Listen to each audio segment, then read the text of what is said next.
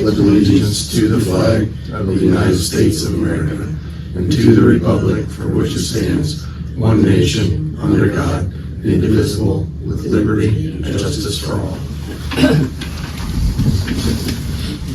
Well, we're here to discuss the resolution to accept the amounts and rates determined by the Budget Commission.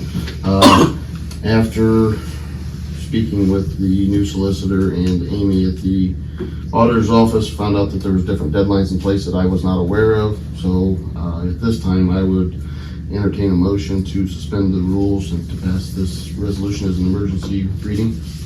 So, do we need to excuse Dean? Do we need to have a roll call? Oh yeah, probably should. Yeah, probably should. Roll call, I guess. Dean Reister, Bill Boylan, Here. Bryce, Yes. Jason, Yes. Steve, Yep. Brian Smith. Yes. Need a motion to excuse Dean, I guess. I'll make a motion, excuse me. I'll second. Steve George and Jason. Motion on the floor to excuse Dean. Steve Jordan, Yes. Jason Franks, Yes. Brian Smith, Yes. Bill Boylan, Yes. Bryce Steiner. Yes. Okay. Now moving into the business of the meeting, as I just mentioned, finding out about the new deadlines. In order to get this passed to meet the Ohio Revised Code by October 1st, we would need to pass it as an emergency resolution. So at this time, I would entertain a motion to suspend the rules. So, discussion on that. Yep. So this is Brown Township, right? That's who's late getting us information? No. Brown, I am also the fiscal officer for Brown Township. Brown Township passed their resolution as an emergency resolution. I took it into the auditor's office to get it filed with the county auditor, and at that time, Amy had asked me about Antwerp's. Okay. And I explained to her that we had our meeting in September, that at that time, they weren't willing to pass it as an emergency resolution, so we were in an attempt of having 3 readings, 2 special meetings. And she said, well, there's an Ohio Revised Code, and she sent me the information on it, which was section 5705.34 of the Ohio Revised Code states that everything has to be back by October 1st. I talked to Brian Davis, the administrator. He said that after speaking with the new, meeting with the new attorney, that he was informed about, that he was not aware of, that there's a 30-day referendum if we do it through 3 readings as a normal passage, which then, so I reached out to the solicitor, and basically he explained in an email to me that if we go through the 3 reading process, it's going to take longer to get this passed than it would be through an emergency ordinance. Or emergency resolution. And the 30 days is because it's a special meeting. No, it's not. No. It's, Oh, okay. That is for any ordinance. According to what the solicitor sent to me in an email, which I basically just copied and pasted when I sent out the email for information to everybody. It just says there's a 30-day waiting period for an ordinance to take effect through the Ohio Revised Code, section 731.29. It states that all ordinances and any other measure passed by the villages are subject to a 30-day referendum period prior to taking effect. And then he went on to explain that given the council is attempting to accomplish the normal passage procedure through 3 readings and without the majority vote, while utilizing consecutive special meetings to quickly dispense with the 3 reading requirement rather than the emergency passage procedure, that it would actually take longer with a 30-day referendum than it would to pass it through an emergency. So who is the information coming from that is causing us to do an emergency reading? Or emergency vote? This resolution comes from the county auditor.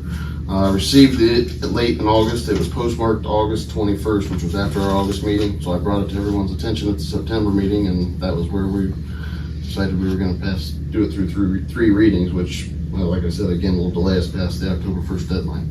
So it's the county auditor that they have, for us to follow our process, we have to get that information by July for our July meeting. I would assume, but I don't have any control over that. Well, I know that, Kevin. I'm not saying that. I'm not blaming you. I'm Now- just asking. I'm just wanting to know why. Another solution might be if we had 2 meetings a month like Payne does. Now, obviously, that doesn't take care of this, but in the future. Well, that would be a discussion for a regular meeting. Tonight, we're here discussing this resolution. I don't think we can discuss other business as far as if we're adding meetings or anything. We can bring that up at a regular meeting, but Right. tonight, I don't think we can discuss anything other than the topic of this resolution. So can we, I mean, we can do what we have to do to pass it. I mean, I'm okay with that, but I would like to know from the county auditor why they don't have it to us in time. It could be because other villages do have more meetings. than Well, us. I don't know if that would have an effect why the county doesn't get it to us. I honestly don't have an answer to that. I mean, I can find out from Amy when I submit it if there's a way that we can get this sooner, but I don't know. I mean, like I said, I think it's all passed down from the state through. I think what happens is all the assessments of the, and I could be wrong, assessment of the property values have to get submitted to the state, so they know what values, because this is basically the millage that's already been passed by taxpayers saying that, yes, we're agreeing to the millage on here. So then they have to know what the account, or the valuation of real estate is, so they know the amount of money that it's gonna generate for our budget. Yep. And you had said this had already passed a long time ago. All the tax levies that we're certifying to the county were passed in previous elections. It's not, there's no new. So it does tax seem, levy. it does seem like there's some kind of a delay in there since the numbers are already known ahead of time. Well, not the valuations on property values. I think that's where, They do that every 3 years though. yeah, I'm not sure exactly where that, like I said, I don't know the exact details of why this doesn't Okay. come out until. Oh, yeah.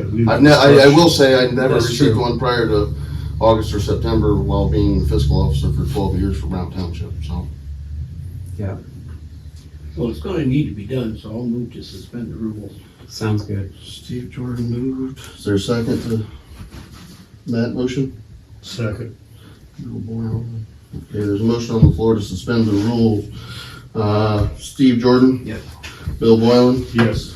Bryce Steiner? Yes. Jason Franks? Yes. Okay, so now we'll have the reading. How about Mr. Smith? Oh, Brian Smith? Yes. Sorry. Okay. It's cool. The resolution accepting the amounts and rates is determined by the Budget Commission and authorizing the necessary tax levies and certifying them to the county auditor. Revised code section 5705.34 and .35.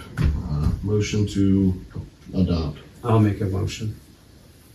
Bryce made a motion to adopt the resolution. Is there a second to Bryce's motion? I'll second. Motion on the floor to adopt the resolution. Bryce Steiner? Yes. Steve Jordan? Yes. Bill Boylan? Yes. Jason Franks? Yes. And Brian Smith. Yes.